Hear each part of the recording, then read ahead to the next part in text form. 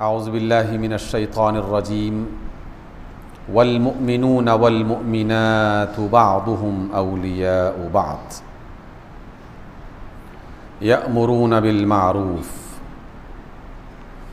वयन्हौना अनिल मुनकर वयुक़ीमूनस सलात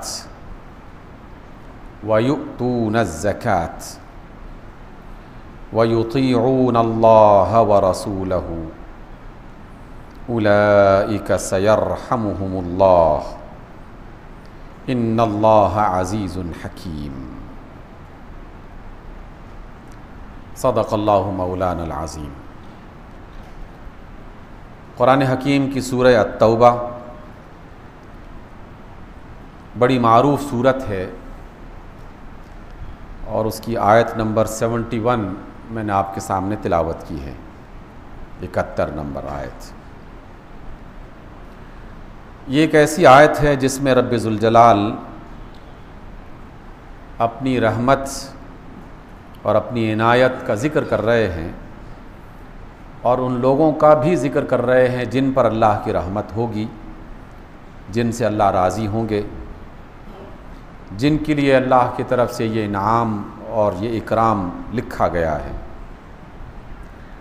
इस आयत को पढ़ने और समझने के बाद हम में से हर फ़र्द ख़ुद अपने बारे में गौर करे, क्या वो भी इस कैटेगरी में शामिल है, उन अफराद में उसका शुमार होता है जिसके बारे में रब्बे ज़ुल जलाल ये वादा कर रहे हैं।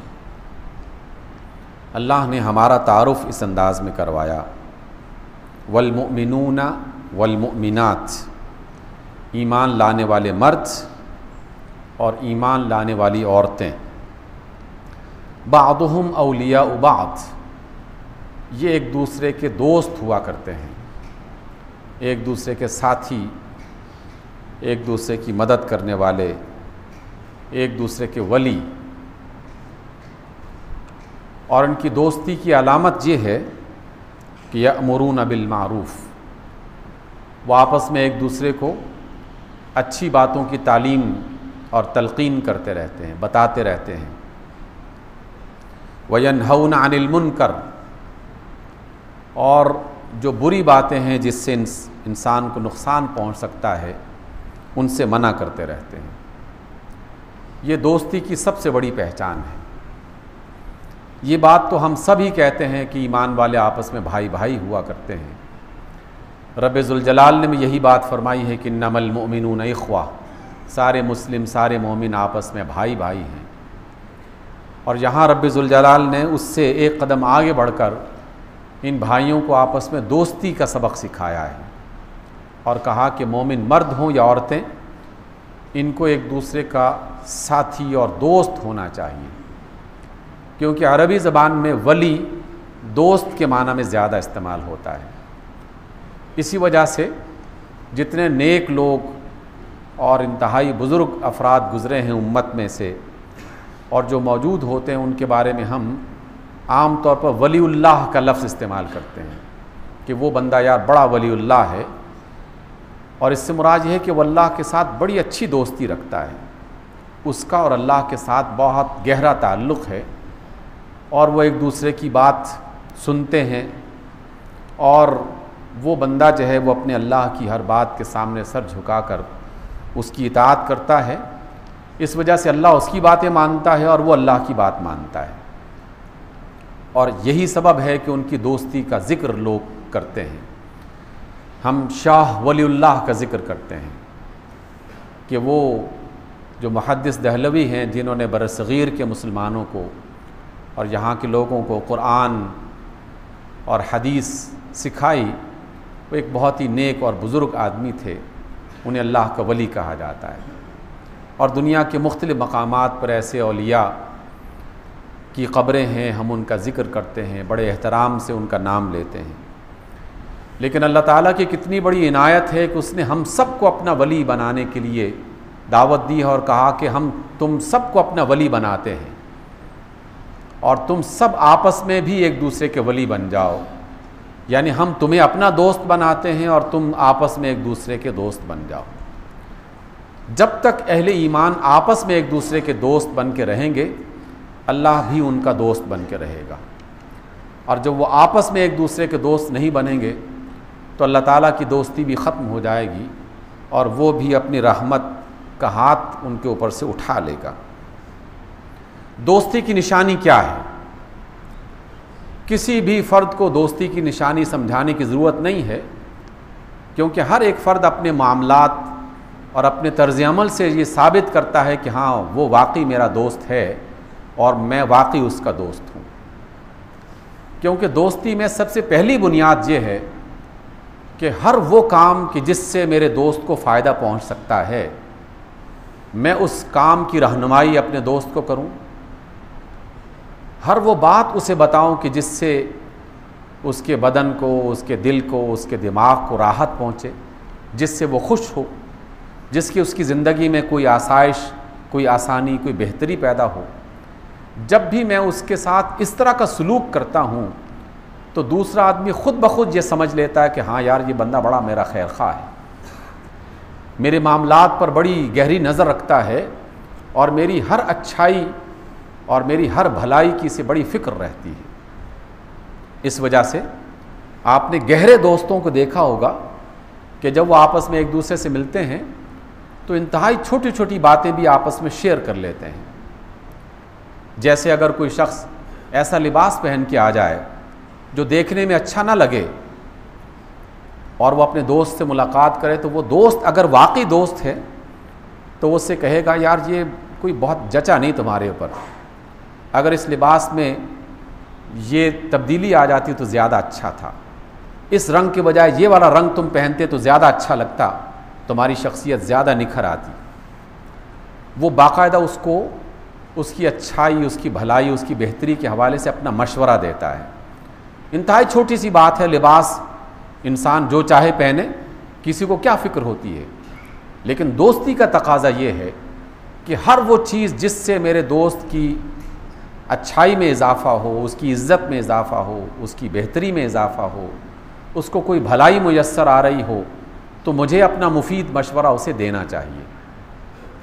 इसी वजह से हम अपनी ज़िंदगी में देखते रहते हैं कि अगर हमारे बच्चे तालीम के मुख्तलिफ़ मराहिल से गुज़र रहे हैं तो अच्छे ताल्लुक़दार और अच्छी दोस्ती रखने वाले, अच्छे ताल्लुक़ रखने वाले, वो बाकायदा पूछते रहते हैं कि हाँ भी आपके बच्चा कहाँ पढ़ रहा है, किस मज़मून में जा रहा है, और फिर अपने तजुर्बे और अपनी मालूमात की रोशनी में उसे बेहतर तजवीज़ देता है कि यार फ़लाँ इदारा बहुत अच्छा है, फ़लाँ जो फील्ड है उसकी आजकल बड़ी मांग है और तुम्हारा बच्चा इस मैदान में ज़्यादा अच्छा चल सकता है।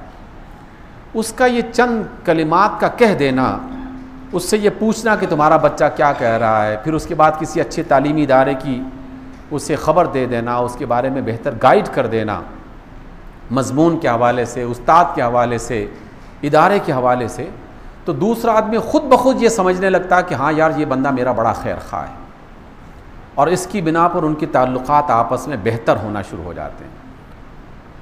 और अगर कहीं किसी को नुकसान पहुँच रहा हो और दोस्त को ख़बर हो जाए कि जनाब मेरे दोस्त को नुकसान पहुँच रहा है, तो इस पर भी वो खामोश नहीं रहता, वो फ़ौरन उससे रब्ता करने की कोशिश करता है और उसे बताता है कि जनाब मुझे ख़बर मिली है तुम्हारी मुलाजमत में फ़लाँ शख्स जो है वो तुम्हारे रास्ते में रुकावट बन रहा है, या कल जो है वो तुम्हारे बारे में दफ्तर में बात हो रही थी, कुछ नुकसान पहुँचने का अंदेशा हो सकता है, ये फ़ाइल जो तुमने फ़लाँ जगह पर भेजी थी इसमें फ़लाँ सफ़े पर यह गलती थी, देखो यार उसकी ख़बर मिल गई है, इसलिए उसको फ़ौरन सही करने की कोशिश करो।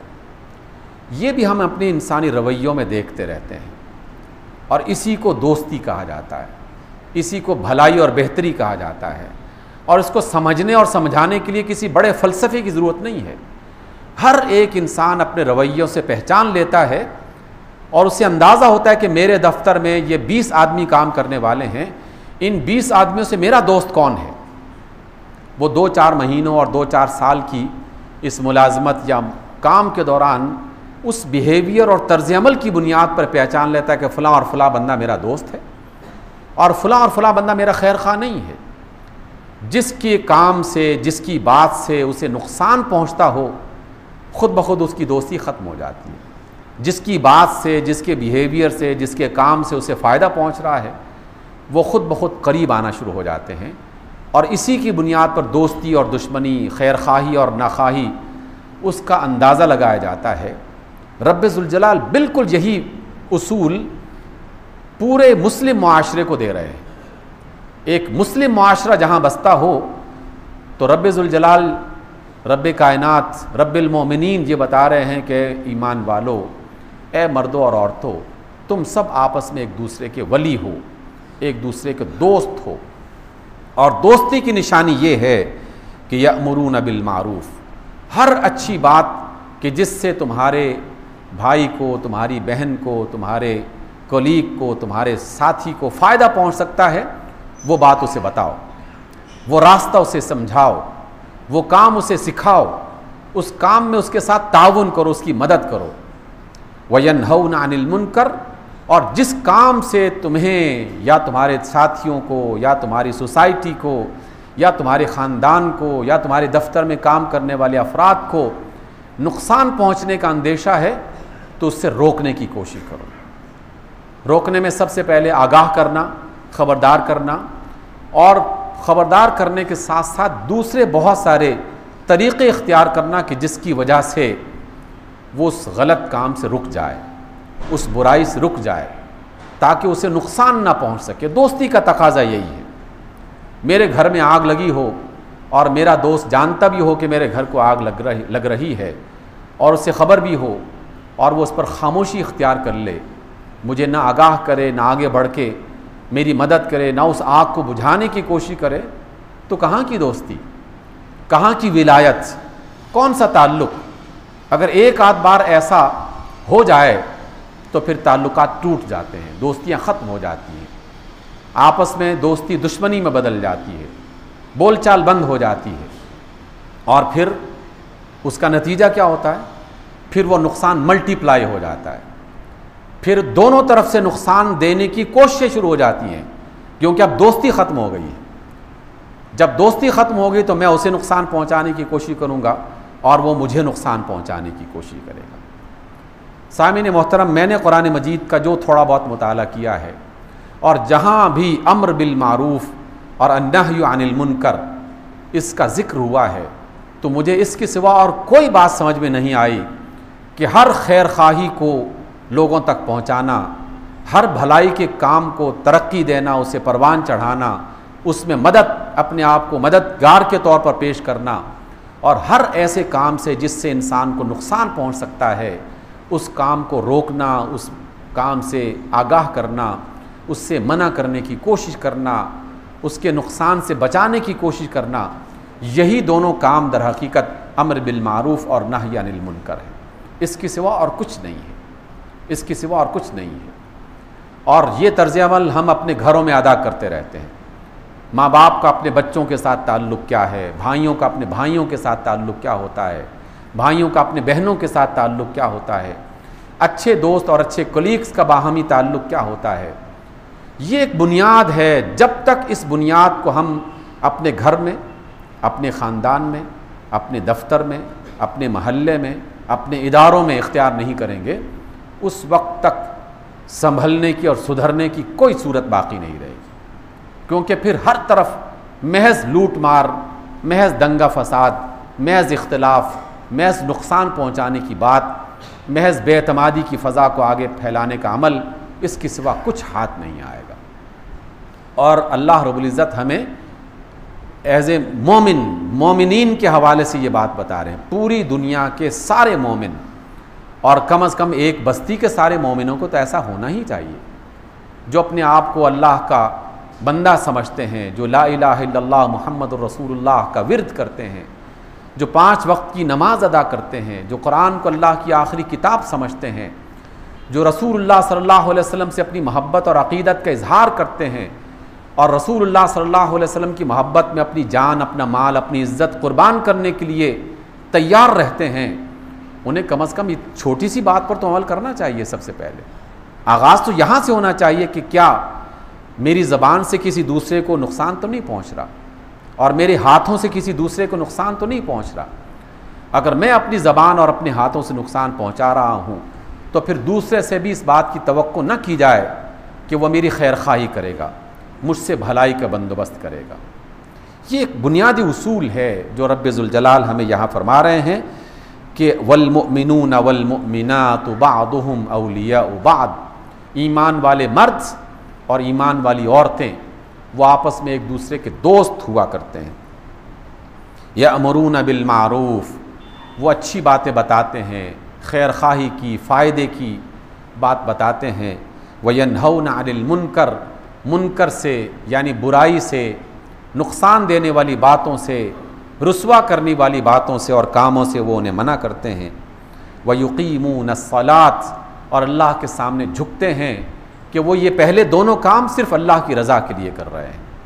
इक़ामत सलात का बुनियादी काम ही यही है, माना यही है कि हम अल्लाह के सामने जब रुकू कर रहे हैं और अल्लाह के सामने जब सर सजदे में रख रहे हैं तो हम अपने इस अमल से उसे ये कह रहे हैं कि अल्लाह, जिस तरह हमने तेरे कहने पर रुकू में सर झुका लिया और पेशानी को ज़मीन पर रख दिया, इसी तरह हम तेरी हर बात मानने के लिए तैयार हैं। जो भी तूने कहा हम हर बात मानने के लिए तैयार हैं। नमाज इसके सिवा हमें कुछ नहीं सिखाती कि हम अल्लाह ताला को अपना अल्लाह, अपना मालिक, अपना सरदार, अपना सब कुछ तस्लीम करते हुए उसके सामने सर झुका दें और इस बात का इकरार करें कि अल्लाह, हम तेरी हर बात मानते हैं और तेरी किसी ऐसी बात का इनकार नहीं करेंगे जिसमें हमारी और हमारे भाइयों और हमारी बहनों की भलाई मौजूद हो। हम उसमें से किसी ऐसी बात का इनकार नहीं करेंगे और अल्लाह की कोई एक बात भी ऐसी नहीं है कि जिसमें हमें नुकसान पहुंचने का अंदेशा हो। कैसी अजीब बात है कि वो अल्लाह जो मुसलसल हम पर मेहरबानी करना चाहता है और हम हैं कि हम मुसलसल उसी की नाफरमानी पे तुले हुए हैं। देखिए, फिर इस तरह तो बात नहीं बनेगी। और अल्लाह कहते हैं कि जो अल्लाह के सामने सर झुकाते हैं, वयुतून ज़कात, जो अपना कमाया हुआ माल, जो अपनी मेहनत और मोहब्बत से कमाया हुआ माल वो दूसरों पर खर्च करते हैं, ये भी दरहकीकत एक तर्ज अमल की तरबियत का नाम है। ज़कात की अदायगी, सदक़ात की अदायगी, ये किसी रहमदिली और किसी पर तरस खाने की बात नहीं है। इसमें जो बुनियादी तालीम हमें दी जा रही है वो ये है कि जो माल मैंने बड़ी मेहनत से कमाया, बड़ी मोहब्बत है मुझे उस माल से, जिसकी वजह से मैं अपनी ज़िंदगी में कुछ सहूलतें ला सकता हूँ, मैं अपने अल्लाह की मोहब्बत में उसे अपने दोस्तों में, अपने भाइयों में, अपने उसके बंदों में तकसीम करने की जुर्रत रखता हूँ, हौसला रखता हूँ, दिल बड़ा रखता हूँ कि मैं उस माल को उसके बंदों पर खर्च कर सकूँ। ज़कात इसके सिवा और कुछ नहीं है। वयुतीऊन अल्लाह व रसूलहू, वही बात जो मैं कह रहा हूँ अल्लाह ताला ने उसका तज़किरा कर दिया कि वो लोग आपस में एक दूसरे को अच्छी बात बताते हैं, नुकसान की बातों से मना करते हैं, नमाज की सूरत में अल्लाह के सामने सर झुकाते हैं, ज़कात की सूरत में अपने माल की कुर्बानी देते हैं और अल्लाह और उसके रसूल की इताअत करते हैं, अल्लाह और उसके रसूल की इताअत करते हैं। उलाइका सयरहमुहुमुल्लाह, जो लोग ऐसे होंगे उन्हीं पर अल्लाह का रहम होगा, अल्लाह ताला उन्हीं पर मेहरबान होगा। जो लोग ऐसे नहीं होंगे अल्लाह ताला उन पर मेहरबान नहीं होगा। इन्नल्लाह अज़ीज़ुन हकीम, अल्लाह ताला की हर बात बड़ी हिकमत वाली, बड़ी दानाई वाली है और उसका हर काम बड़ी क़ुव्वत वाला है। वो गालिब है, वो जो चाहे कर सकता है, उसके पास तमाम तर इख्तियारात हैं, तमाम तर क़ुव्वतें हैं। सामीन गिरामी, इस आयत को अपने सामने रखिए और अपने अपने तर्ज़ अमल का जायज़ा लीजिए। मैं अपने तर्ज़ अमल का जायज़ा लूँ, आप अपने तर्ज़ अमल का जायज़ा लें। अल्लाह ने तो दूसरे ईमान वालों से कहा कि तुम अपने तमाम भाइयों के लिए अच्छी बात समझो, अच्छी बात सोचो, अच्छी बात करो और नुकसान देने वाली बातों से उन्हें मना करो, उन्हें रोको, गोया कि उन्हें नुकसान से बचाने की कोशिश करो। उनकी इज़्ज़त को नुकसान पहुँचे तो उन्हें इस काम से मना करो ताकि उनकी इज़्ज़त को नुकसान ना पहुँचे। उनके माल को नुकसान पहुँचने का अंदेशा हो तो ऐसे काम के रास्ते में रुकावट बन जाओ जिनसे उनके माल को नुकसान पहुँचने का अंदेशा हो। उनकी जान को नुकसान पहुँचने का अंदेशा हो तो उसके रास्ते में रुकावट बनो, उससे आगाह करो कि इससे तुम्हारी जान, माल, इज़्ज़त को नुकसान पहुँचने का अंदेशा है। ये बुनियादी काम है जो हमें करना है और जब तक हम मजमूई तौर पर ऐसा काम नहीं करेंगे, अल्लाह ताला का करम, अल्लाह की मेहरबानी, अल्लाह का रहम हम पर नहीं होगा। जायज़ा हमने लेना क्या हम मजमूई तौर पर ऐसा कर रहे हैं? अगर हम मजमूई तौर पर अपना सही अंदाज में जायज़ा लें तो हमें अंदाज़ा होता है कि हम में से एक बहुत बड़ी तादाद ऐसी है जो ये काम नहीं कर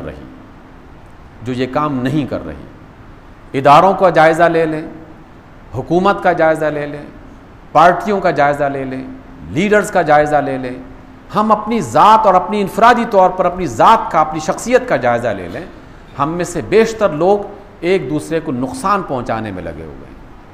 हम में से बेशतर लोग एक दूसरे से फ़ायदा हासिल करने की कोशिश में तो हैं, लेकिन दूसरे को फ़ायदा पहुंचाने की कोशिश करने वाले लोग कम हैं और उनकी तादाद में मुसलसल कमी हो रही है। अल्लाह ताला कुछ लोगों को इज़्ज़त भी दे रहा है, कुछ को ये तौफ़ीक़ भी दे रहा है, लेकिन मजमूई तौर पर जब शर गालिब आना शुरू हो जाए या उसकी कसरत होना शुरू हो जाए तो फिर अल्लाह का अज़ाब आ जाया करता है।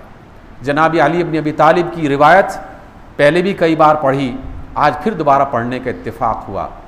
आप फरमाते हैं कि रसूलुल्लाह सल्लल्लाहु अलैहि वसल्लम ने फरमाया कि अरब जो हैं उन पर फितनों के दरवाज़े खुल गए हैं और दज्जाल जो है वो बहुत करीब आ चुका है, याजूज माजूज का ज़माना इंतहाई करीब आ चुका है।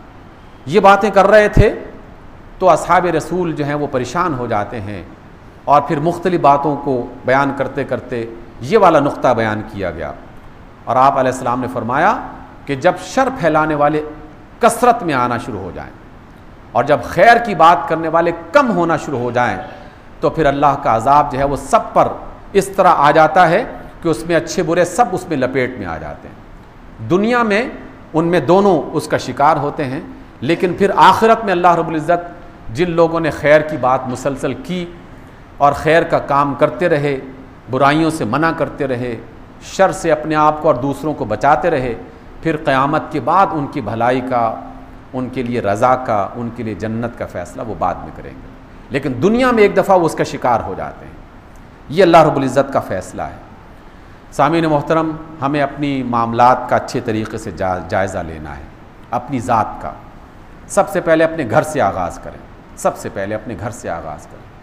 ऐसे ख़ानदान कितनी बड़ी तादाद में मुसलसल बढ़ रहे हैं, ऐसे नौजवान कितनी बड़ी तादाद में बढ़ रहे हैं और शायद ही कोई हफ़्ता ऐसा गुज़रता हो कि एक आध राबिता मुझसे न लोग करते हों।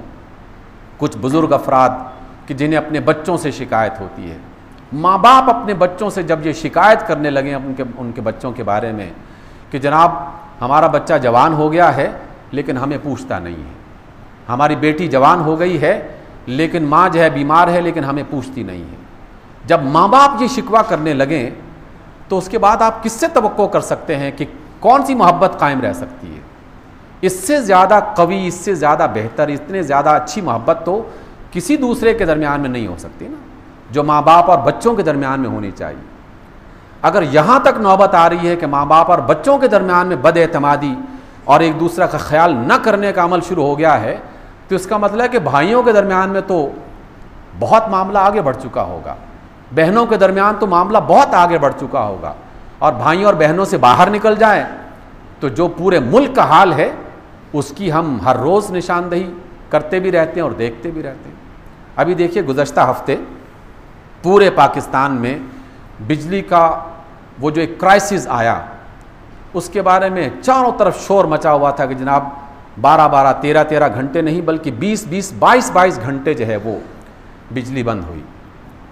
बलूचिस्तान के एक दोस्त से मुलाकात हुई तो उसने पूछा फ़ोन करके कि इस्लामाबाद में कितने घंटे बिजली जाती है और कितनी बार जाती है। तो मैंने कहा कि 5-6 मरतबा तो जाती है। कहते कि हम तुमसे बहुत अच्छे हैं, क्योंकि हमारे यहाँ 2 मरतबा बिजली जाती है, एक दफ़ा सुबह जाती है और शाम को आती है, और एक दफ़ा शाम को जाती है और सुबह आती है, यानी पूरे 24 घंटे में 2 घंटे के लिए बिजली आती है। चलो तुम्हारे यहाँ 6 मरतबा जाती है, तुम हमसे बेहतर हो। ये सूरत हाल हमने पूरे पाकिस्तान में देखी। उसके नतीजे में 2 खराबियाँ हमारी तरफ से हुई। पहली खराबी ये कि हमने उन अफराद को बुनियाद नहीं बनाया जो असल मुजरिम है, असल मुजरिम है। हमने अपने गुस्से के इजहार किस पर किया? अपनी बस्ती में मौजूद किसी छोटे से वापडा के दफ्तर को, उसको हमने नुकसान पहुंचा दिया। अपने महल्ले में लगे हुए ट्रांसफार्मर को जला दिया। अपने महल्ले और गली से गुजरने वाली खंभों की तारों को जला दिया या उसको तोड़ दिया, और अपनी ही दुकानों के सामने खड़े हुए अपने मोटरसाइकिल जो मेरे और आपके भाइयों बहनों के थे, गाड़ियाँ, उनकी दुकानें, उनको जला दिया।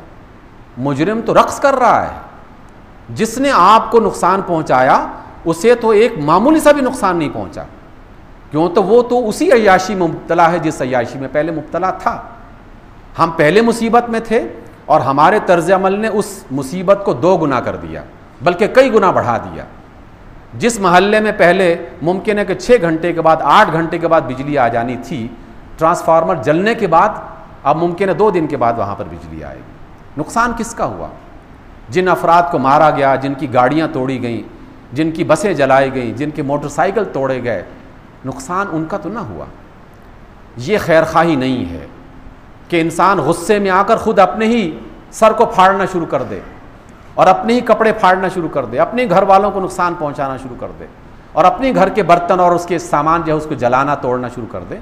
ये तो किसी सूरत में भी अक्लमंद इंसान नहीं कर सकता। हमेशा जहां मरज है उस मरज को तलाश किया जाता है, जो मुजरिम है उस मुजरिम को सज़ा सुनाई जाती है। और मुजरिम की पहचान क्या है? मुजरिम की पहचान ये है कि जैसे ही जलसे जुलूस शिद्दत में आए और हुकूमत ने कहा, बबांगे दोहल जिसे कहते हैं, खुद खुल्लम खुल्ला ऐलान करके कहा कि जनाब हम लोड शेडिंग ख़त्म करते हैं, और एक ऑर्डर जारी हुआ और दूसरे दिन लोड शेडिंग ख़त्म। इसका मतलब है कि जो लोड शेडिंग ख़त्म कर सकता है वही उसको बना रहा है, इसके सिवा और क्या है? जिसके इशारे पर बिजली आ रही है उसी के इशारे पर बिजली जा रही है, उसी के तर्ज अमल की वजह से बिजली जा रही है। जब आपका बिजली और पानी का वजीर जो है वो कल तक उसके पास बहुत कम चीज़ थी और 2-3 साल के अंदर अंदर वो अपने बेटे को 22 करोड़ की गाड़ी खरीद के दे रहा है, तो क्या अदालतें उससे पूछ नहीं सकती कि तुमने ये पैसे कहाँ से कमाए हैं? क्या उसके लिए बाहर से गवाहियाँ इकट्ठी की जाएँ कि जब तक गवाहियाँ पूरी नहीं होंगी हम फैसला नहीं सुनाएंगे? ये अधूरा किस्म का फैसला जो रात भी सुनाया गया, अगरचे उसके बारे में कुछ अच्छे तबसरे भी हो रहे हैं, लेकिन ये अधूरे फैसले मुजरिमों को कभी सज़ा नहीं पहुंचाने वाले। अमर बिल मारूफ और नही अनिल मुनकर क्या है? आज की आयत से पहला सबक मुझे ये सीखना है कि अगर कहीं खराबी है तो मुझे अपने आप को और अपने दोस्तों को और अपने भाइयों को खराबी से बचाने के लिए उस खराबी की जड़ तक पहुंचाना है, ना कि मैं अपने भाई का सर फाड़ना शुरू कर दूं और उसके घरों को जलाना शुरू कर दूं और अपने शहर की सारी जो तिजारती और दीगर जो कारोबार है उसको मुअत्तल करके रख दूं। इसका नुकसान उन बड़े चोरों और मुजरिमों को नहीं होगा, इसका नुकसान मुझे और आपको होगा, इसके सिवा कुछ नहीं है। अम्र बिल मारूफ का तकाजा ये है कि जो अच्छी बात है उसको अच्छे तरीक़े से भी बयान किया जाए, जो अच्छा काम है उसको अच्छे तरीक़े से आगे बढ़ाया जाए और उसकी बुनियाद पर उस मरज़ का, उस बीमारी का, उस परेशानी का इलाज किया जाए। हम अपनी ख़राबियों की वजह से उस बीमारी में मज़ीद इजाफ़ा कर देते हैं, और मुजरिमों का चेहरा इतना ज़्यादा बेनकाब हो चुका है कि अब उसके बाद किसी वजाहत की ज़रूरत नहीं है। लेकिन अगर हम अपनी आँखों को बंद कर लें तो यकीनन आँखों को बंद करने के बाद चढ़ता हुआ सूरज भी दिखाई नहीं देता। बिल्कुल ये हकीकत है। आंखें बंद करके देख लीजिए, आपको दिन में रात नज़र आना शुरू हो जाएगी। और हम मजमूई तौर पर फ़िलहाल अपनी आंखें बंद करके इस दुनिया में, इस पाकिस्तान में जी रहे हैं। हम मुजरिमों को पहचानने की कोशिश नहीं कर रहे। इस वजह से 2 बातें मैं अपनी इस गुफ्तगू के अख्ताम पे कहना चाहता हूँ कि हमारी दोस्ती जब तक नहीं होगी जब तक हम एक दूसरे के खैर खा नहीं बन जाते, और मेरी खैर खाई का आगाज़ मेरे घर से शुरू होगा। मुझे अपने घर से इस बात का जायज़ा लेना है कि मेरे माँ बाप मुझसे राज़ी हैं कि नहीं हैं, मेरे बहन भाई मुझसे राज़ी हैं कि नहीं हैं, मेरे दोस्त अहबाब, मेरे कोलीग, मेरे दफ्तर के लोग वो मेरे बारे में क्या आपस में तबसरा करते हैं कि इसकी ज़बान अच्छी है कि नहीं है, इसका तर्ज़ अमल अच्छा है कि नहीं है, इसकी वजह से किस किस को नुकसान पहुँचता है। अगर मेरे बारे में लोग कहते हैं कि हाँ ये एक अच्छा इंसान है, इसकी वजह से हमें नुकसान नहीं पहुँच रहा, तो समझ लीजिए कि हम कुरान मजीद इसकी इस आयत के मुताबिक मोमिन भी हैं और अल्लाह के वली भी हैं और आपस में एक दूसरे के दोस्त भी हैं। लेकिन अगर मेरे माँ बाप मुझसे नाराज़, मेरे भाई बहन मुझसे नाराज़, मेरे दफ्तर के कोलीग्स मुझसे नाराज़, मेरी मार्केट के अफराद मुझसे नाराज़, और हर बंदा कहता है कि ये चोर है, ये नुकसान देने वाला है, ये झूठा है, ये दगा करता है, इसकी ज़बान अच्छी नहीं है, ये इसका हाथ बड़ा खुला है, हर एक को इसकी इज्जत उछाल देता है, तो फिर हम कैसे लोगों से शिकवा कर सकते हैं। इसलिए पहली बात तो ये है कि हम अपने आप को दुरुस्त करने की कोशिश करें। दूसरी बात और वो ये है कि जो असल मुजरिम है उस मुजरिम को निशान ज़दा करें और फिर उसके ख़िलाफ़ एक मुनज़्ज़म कोशिश करें। मुनज़्ज़म कोशिश कहाँ से होगी? और मुझे इंतहाई अफसोस होता है उन तमाम सियासी पार्टियों पर और उनके तमाम बड़े बड़े स्कॉलर्स पर कि जो टीवी और रेडियो और इस तरह के चैनल्स पर आकर टॉक शॉक में तो बहुत अच्छी तरह बात करते हैं, लेकिन कोई अच्छी प्लानिंग करके बाकायदा पूरे सबूत इकट्ठे करके मुजरिमों के खिलाफ खड़ा नहीं होता। अदालतों को सबूत चाहिए, सबूत जिसके पास नहीं है उसे शोर नहीं मचाना चाहिए, पहले उसे सबूत इकट्ठा करे।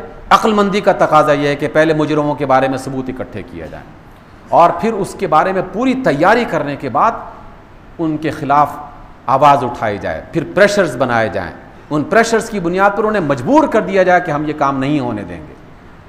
लेकिन जनाब, जिस तर्ज अमल पर हम चल रहे हैं, ये तो दुश्मन यही चाहता है कि इस मुल्क में हर रोज़ हड़ताल और हर रोज़ घेराव जलाओ और हर रोज़ तोड़ फोड़ और हर रोज़ जो है वो एक दूसरे के सर खोलने का अमल जारी रहे और हमारा काम आसान हो।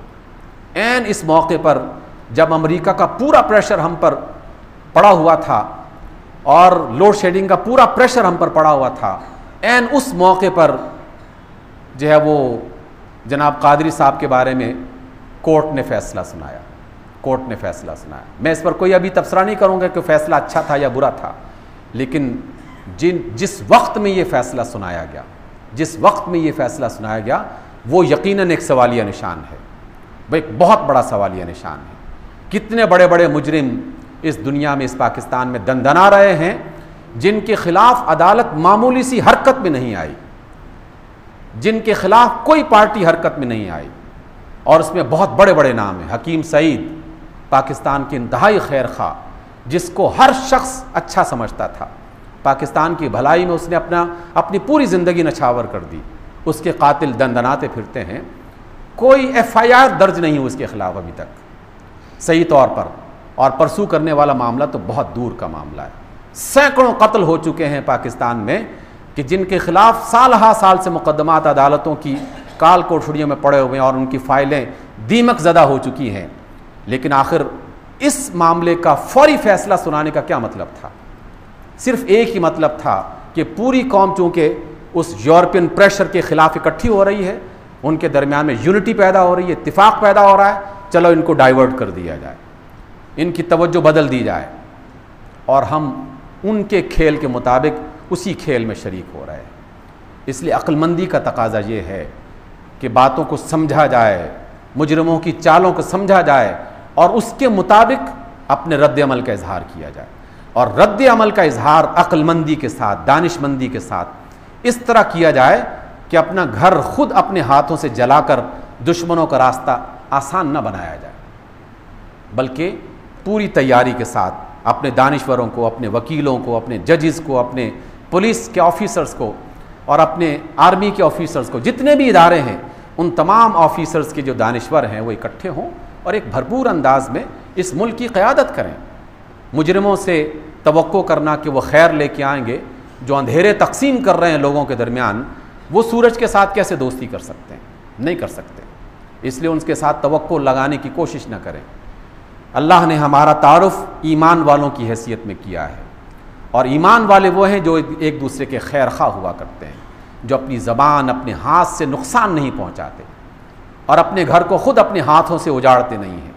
मुझे तो उन पुलिस वालों पर भी अक्सर अफसोस होता है कि जिनके घर में दिया नहीं जल रहा और वो दिया न जलने की बुनियाद पर उन एहतजाज करने वालों पर ऐसी लाठियाँ बरसाते हैं कि जैसे किसी जानवर पर लाठियाँ बरसाई जाती हैं। और उन अफराद पर भी मुझे अफसोस है कि जो अपने ही भाई पुलिस वाले जो हैं, जो उनके अपने अजीज़ व अकारिब हैं, वो बाहर की दुनिया से मरीख से आने वाली कोई कौम नहीं है, और वो उन पर पत्थर मार कर उनको ज़ख्मी कर रहे हैं। यानी जो बेचारे पिसे हुए मजलूम अफराद हैं वो आपस में एक दूसरे के दस्तो गरीबान हैं, और जो मुजरिम है वो अय्याशी कर रहा है।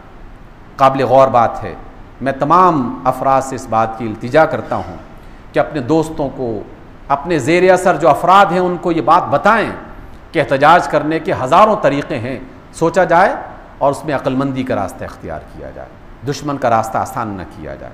एक दूसरे के वली बने, एक दूसरे के दोस्त बने, एक दूसरे के खैर खा बने और असल मुजरिम को तलाश करके उसके ख़िलाफ़ कोई कार्रवाई करने की कोशिश करें। अक़ूलु क़ौली हाज़ा वस्तग़फ़िरुल्लाह ली व लकुम।